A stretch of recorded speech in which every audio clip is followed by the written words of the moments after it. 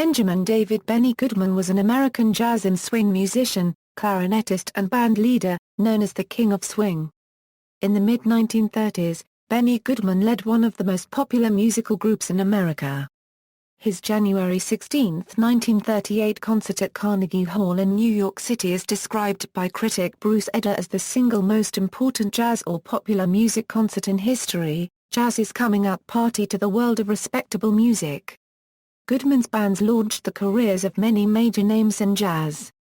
During an era of segregation, he also led one of the first well-known integrated jazz groups.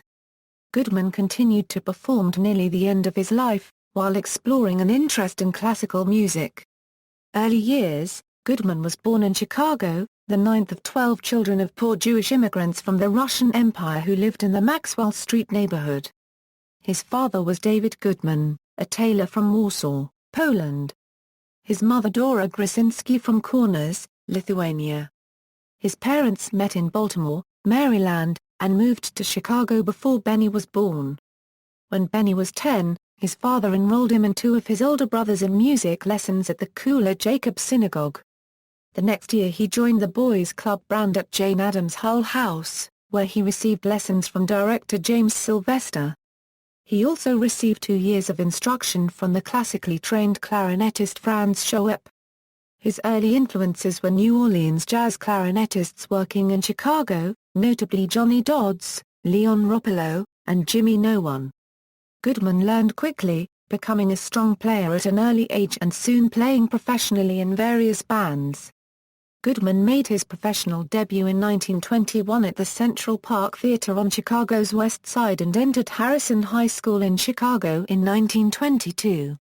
He joined the Musicians Unregistered Trademark Union in 1923 and by 14 was in a band that featured the legendary Bix Beiderbecke. He attended Lewis Institute in 1924 as a high school sophomore, while also playing the clarinet in a dance hall band. When Goodman was 16, he joined one of Chicago's top bands, the Ben Polak Orchestra, with which he made his first recordings in 1926. He made his first record under his own name for Vocalion 2 years later. Goodman recorded with the regular Polak band and smaller groups drawn from the orchestra through 1929. The side sessions produced scores of sides recorded for the various Dimestor record labels under an array of group names, including Mills Musical Clowns, Goody's Good Timers, the Hoosie Tootsie Gang, Jimmy Backen's Toe Ticklers, Dixie Daisies, and Kentucky Grasshoppers. Goodman's father, David, was a working-class immigrant about whom Benny said, "Pop worked in the stockyards, shoveling lard in its unrefined state. He had those boots, and he'd come home at the end of the day exhausted, stinking to high heaven, and when he walked in it made me sick. I couldn't stand it. I couldn't stand the idea of Pop every day standing in that stuff, shoveling it around." On December 9, 1926, David Goodman was killed in a traffic accident. Benny had recently joined the Polak band and was urging his father to retire, since he and his brother were now doing well as professional musicians. According to James Lincoln Collier, Pop looked Benny in the eye and said, "Benny, you take care of yourself, I'll take care of myself." Collier continues, "It was an unhappy choice." Not long afterwards, as he was stepping down from a streetcar according to one story he was struck by a car. He never regained consciousness and died in the hospital the next day. It was a bitter blow to the family, and it haunted Benny to the end that his father had not lived to see the success he, and some of the others, made of themselves. Benny described his father's death as the saddest thing that ever happened in our family. Career: Goodman left for New York City and became a successful session musician during the late 1920s and early 1930s, mostly with Ben Polak's band between 1926 and 1929. A notable March 21, 1928 Victor session found Goodman alongside Glenn Miller, Tommy Dorsey, and Joe Venuti in the All-Star Orchestra, directed by Nat Shilkret. He played with a nationally known studio and performing bands of Ben Selvin, Red Nichols, Ted Lewis, and Isham Jones, although he is not on any of Jones' records. He recorded sides for Brunswick under the name Benny Goodman's Boys, a band that featured Glenn Miller. In 1928, Benny Goodman and Glenn Miller wrote the instrumental Room 1411, which was released as a Brunswick 78. He also recorded musical soundtracks for movie shorts. Fans believe that Benny Goodman's clarinet can be heard on the soundtrack of 1 A.M., a Charlie Chaplin comedy re-released to theaters in 1934. During this period as a successful session musician, John Hammond arranged for a series of jazz sides recorded for and issued on Columbia starting in 1933 and continuing until his signing with Victor in 1935, during his success on radio. There were also a number of commercial studio sides recorded for Meloton Records between late 1930 and mid-1931 under Goodman's name.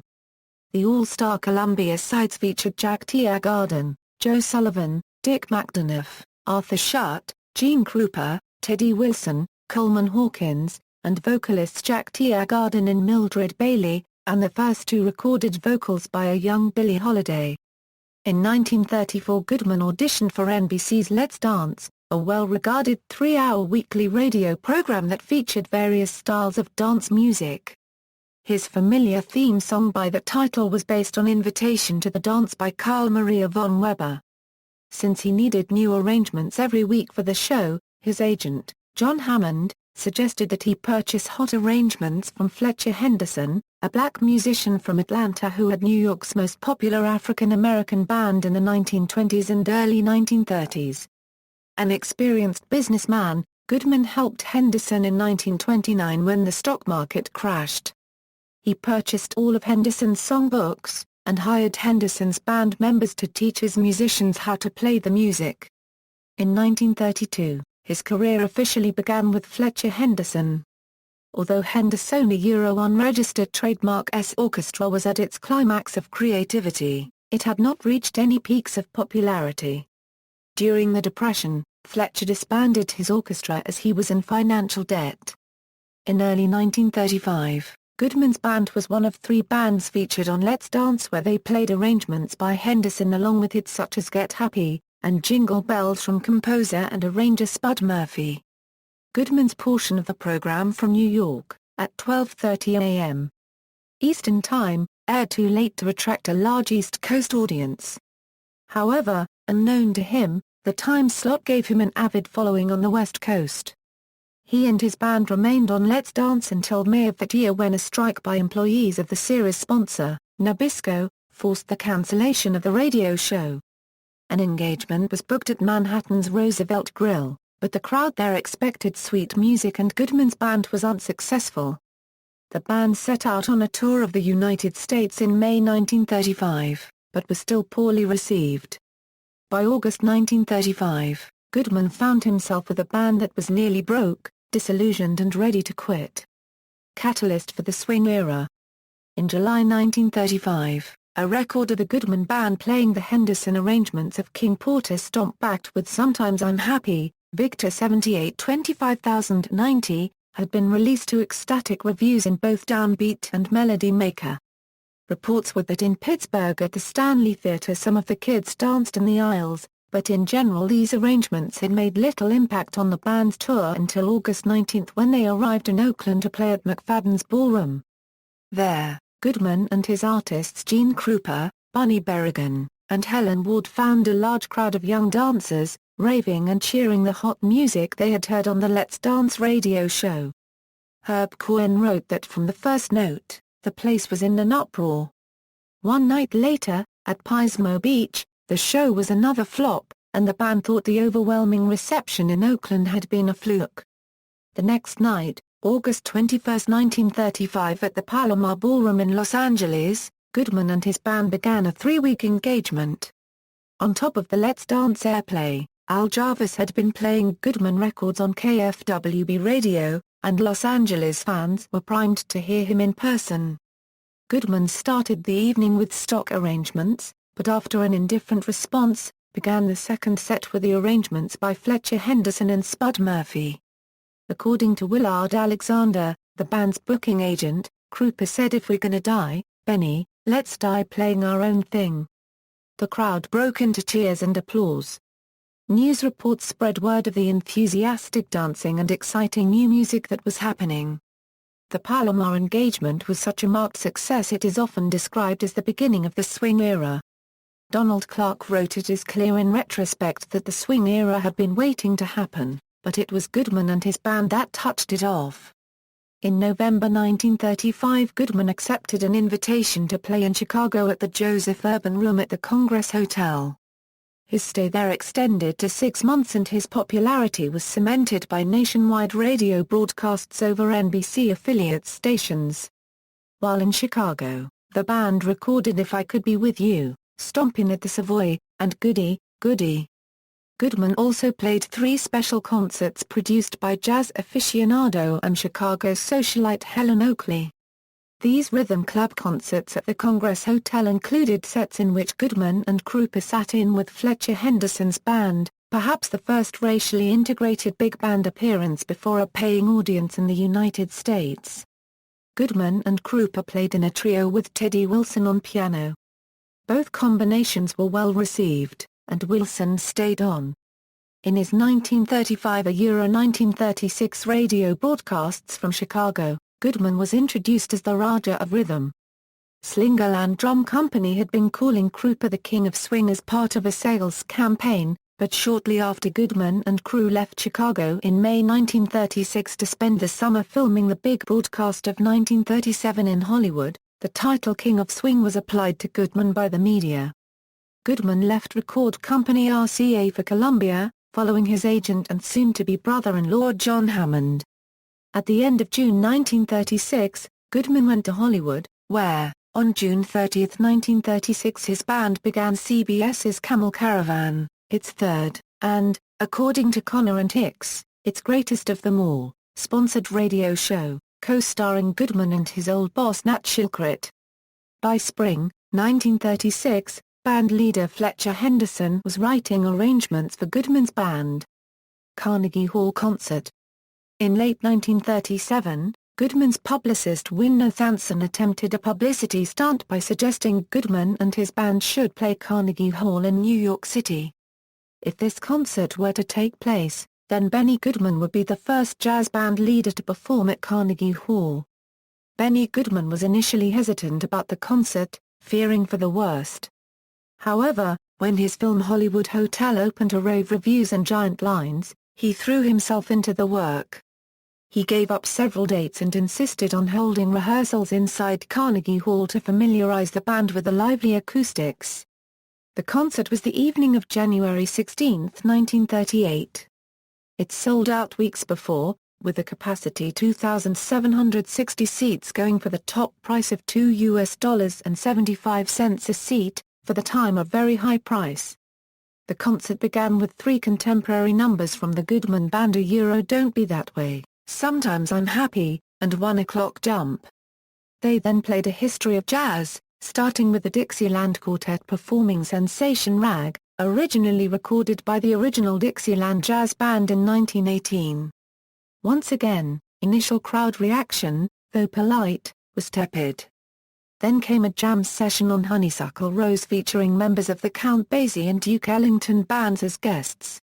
As the concert went on, things livened up.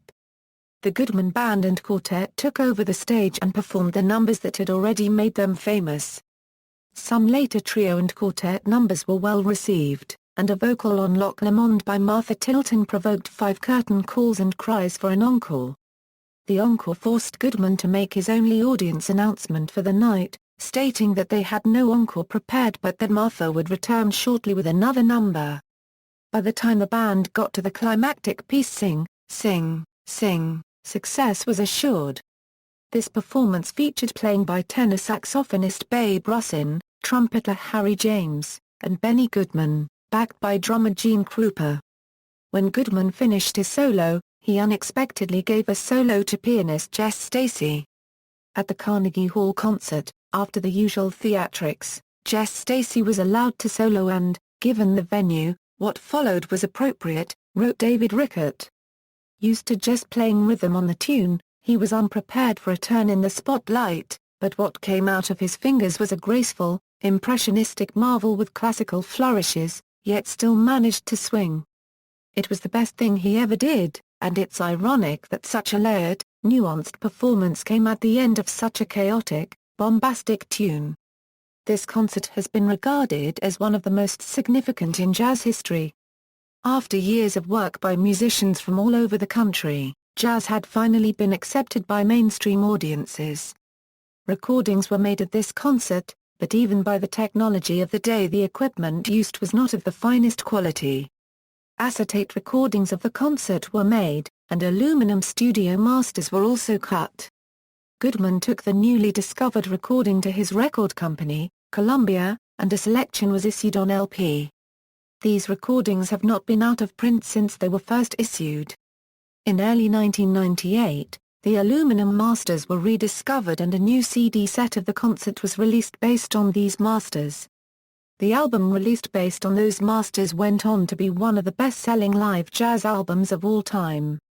Charlie Christian, pianist-arranger Mary Lou Williams was a good friend of both Columbia Records producer John Hammond and Benny Goodman. She first suggested to John Hammond that he see Charlie Christian. Charlie Christian was playing at the Ritz in Oklahoma City where John Hammond heard him in 1939. Hammond recommended him to Benny Goodman, but the band leader wasn't interested. The idea of an electrified guitar didn't appeal, and Goodman didn't care for Christian's flashy style of dressing. Reportedly, Hammond personally installed Christian on stage during a break in a Goodman concert in Beverly Hills. Irritated to see Christian among the band, Goodman struck up Rose Room, not expecting the guitarist to know the tune. What followed amazed everyone who heard the 45-minute performance. Charlie was a hit on the electric guitar and remained in the Benny Goodman sextet for 2 years. He wrote many of the group's head arrangements and was an inspiration to all. The sextet made him famous and provided him with a steady income while Charlie worked on legitimizing, popularizing, revolutionizing, and standardizing the electric guitar as a jazz instrument. Charlie Christian's recordings and rehearsal dubs made with Benny Goodman in the early 40s are widely known and were released by Columbia. Beyond swing, Goodman continued his meteoric rise throughout the late 1930s with his big band, his trio and quartet, and a sextet. By the mid-1940s, however, big bands had lost much of their popularity. In 1941, ASCAP had a licensing war with music publishers. In 1942 to 1944 and 1948, the Musicians' Union went on strike against the major record labels in the United States, and singers took the spot in popularity that the big brands had once enjoyed. During this strike, the War Department approached the union and requested the production of the V-disc, a set of records containing new and fresh music for soldiers to listen to. Also, by the late 1940s, swing was no longer the dominant mode of jazz musicians. Bebop, cool jazz. By the 1940s, jazz musicians were borrowing advanced ideas from classical music. The recordings Goodman made in bop style for Capitol Records were highly praised by jazz critics. When Goodman was starting a bebop band, he hired Buddy Greco, Zoot Sims, Del Grey and a few other modern players. Goodman enjoyed the bebop and cool jazz that was beginning to arrive in the 1940s. When Goodman heard Thelonious Monk, a celebrated pianist and accompanist to bop players Charlie Parker, Dizzy Gillespie and Kenny Clarke, he remarked, "I like it, I like that very much. I like the piece and I like the way he played it. I think he's got a sense of humor and he's got some good things there." By 1953, Goodman completely changed his mind about bebop. "Maybe bop has done more to set music back for years than anything. Basically it's all wrong. It's not even knowing the scales. Bop was mostly publicity and people figuring angles." Forays into classical repertoire. Goodman's first classical recording dates from April 25, 1938 when he recorded Mozart's clarinet quintet in A major, K581, with the Budapest Quartet. After his bop period, Goodman furthered his interest in classical music written for the clarinet, and frequently met with top classical clarinetists of the day. In 1946, he met Ingolf Dahl, an émigré classical composer on the faculty of the University of Southern California, who was then musical director of the Victor Bors Show. He played chamber music together, and in 1948 Goodman played in the world premiere performance of Dahl's Concerto Atta. In 1949, when he was 40, Goodman decided to study with Reginald Kell, one of the world's leading classical clarinetists. To do so, he had to change his entire technique. Instead of holding the mouthpiece between his front teeth and lower lip, as he had done since he first took a clarinet in hand 30 years earlier, Goodman learnt to adjust his embouchure to the use of both lips and even to use new fingering techniques.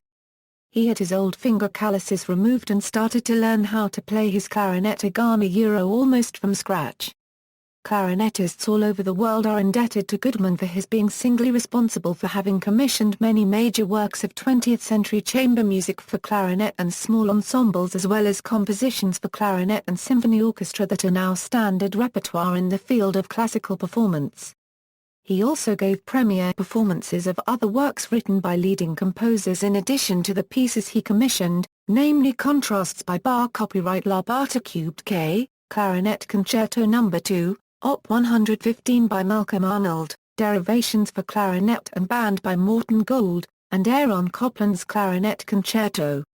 While Leonard Bernstein's Prelude, Fugue, and Riffs was commissioned for Woody Herman's big band, it was premiered by Goodman. Woody Herman was the dedicatee and first performer of Igor Stravinsky's Ebony Concerto, but many years later Stravinsky made another recording, this time with Benny Goodman as the soloist. He made a further recording of Mozart's Clarinet Quintet, in July 1956 with the Boston Symphony String Quartet, at the Berkshire Festival. On the same occasion he also recorded Mozart's Clarinet Concerto in A major, K622, with the Boston Symphony Orchestra under Charles Munch. He also recorded the clarinet concertos of Weber and Carl Nielsen. Other recordings of classical repertoire by Goodman are Premiere Rhapsody for Clarinet by Claude Debussy, Clarinet Sonata No. 2 in E-flat by Johannes Brahms, Rondo from Grand Duo Concertant in E-flat by Weber, and an arrangement by Simeon Bellison of Beethoven's Variations on a theme from Mozart's Don Giovanni. Touring with Armstrong, after forays outside of swing, Goodman started a new band in 1953. According to Donald Clark, this was not a happy time for Goodman. Movies. Benny Goodman's band appeared as a specialty act in major musical features, including The Big Broadcast of 1937, Hollywood Hotel, Syncopation, The Powers Girl, Stage Door Canteen, The Gang's All Here, Sweet and Lowdown and A Song Is Born. Goodman's only starring feature was Sweet and Lowdown. Goodman's success story was told in the 1955 motion picture The Benny Goodman Story with Steve Allen and Donna Reed. A Universal International production, it was a follow-up to 1954's successful The Glenn Miller Story. The screenplay was heavily fictionalized, but the music was the real draw. Many of Goodman's professional colleagues appear in the film, including Ben Pollack, Gene Krupa, Lionel Hampton and Harry James. A very special appearance was made by Goodman's mentor, New Orleans jazz legend Kid Ory, who was actually glad that Benny remembered him. Personality and influence. Goodman was regarded by some as a demanding taskmaster, by others an arrogant and eccentric martinet. Many musicians spoke of the Ray Goodman's trademark glare that he bestowed on a musician who failed to perform to his demanding standards. Guitarist Alan Roos incurred the maestro's displeasure on one occasion, and Goodman relegated him to the rear of the bandstand, where his contribution would be totally drowned out by the other musicians. Vocalists Anita O'Day and Helen Forrest spoke bitterly of their experiences singing with Goodman. "The 20 or so months I spent with Benny felt like 20 years, said Forrest. "When I look back, they seem like a life sentence." At the same time, there are reports that he privately funded several college educations and was sometimes very generous, though always secretly. When a friend once asked him why, he reportedly said, "Well, if they knew about it, everyone would come to me with their hand out." Goodman is also responsible for a significant step in racial integration in America. In the early 1930s, black and white jazz musicians could not play together in most clubs or concerts. In the southern states, racial segregation was enforced by the Jim Crow laws. Benny Goodman broke with tradition by hiring Teddy Wilson to play with him and drummer Gene Krupa in the Benny Goodman Trio. In 1936, he added Lionel Hampton on vibes to form the Benny Goodman Quartet. In 1939 he added pioneering jazz guitarist Charlie Christian to his band in small ensembles, who played with him until his death from tuberculosis less than 3 years later. This integration in music happened 10 years before Jackie Robinson became the first black American to enter Major League Baseball.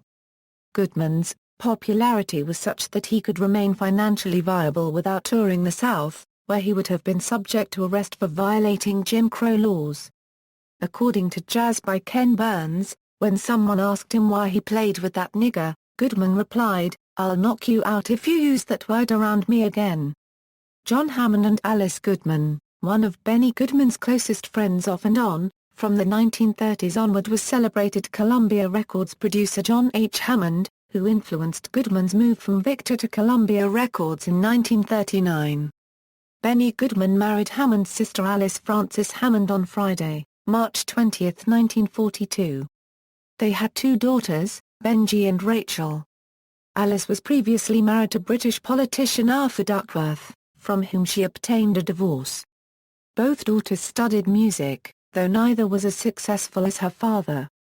Hammond had encouraged Goodman to integrate his band, persuading him to employ pianist Teddy Wilson.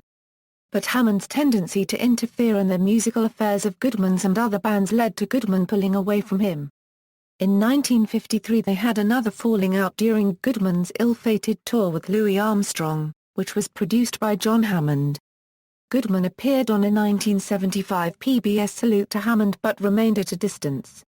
In the 1980s, following the death of Alice Goodman, John Hammond and Benny Goodman, both by then elderly, reconciled.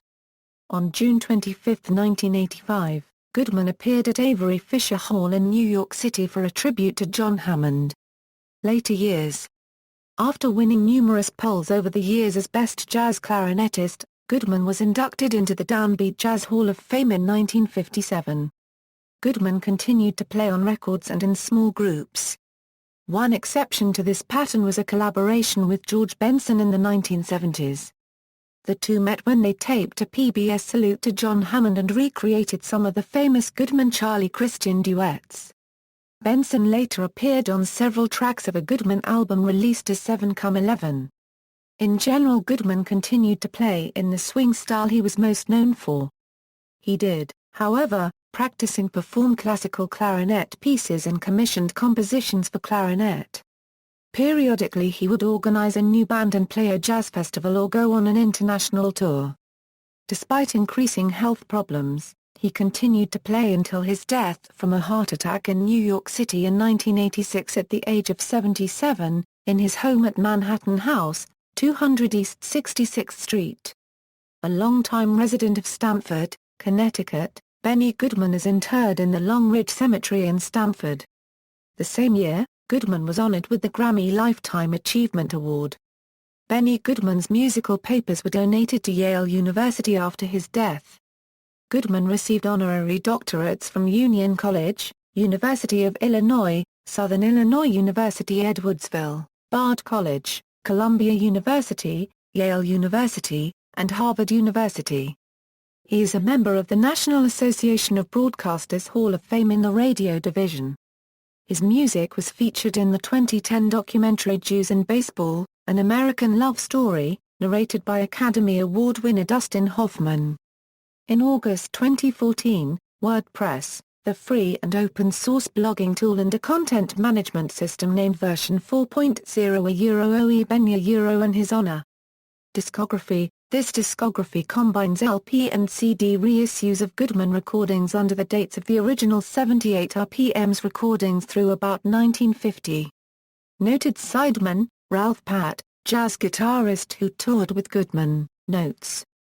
References: Firestone, Ross. Swing, Swing, Swing, The Life and Times of Benny Goodman. New York, Norton. ISBN A0-393-03371-6. External links.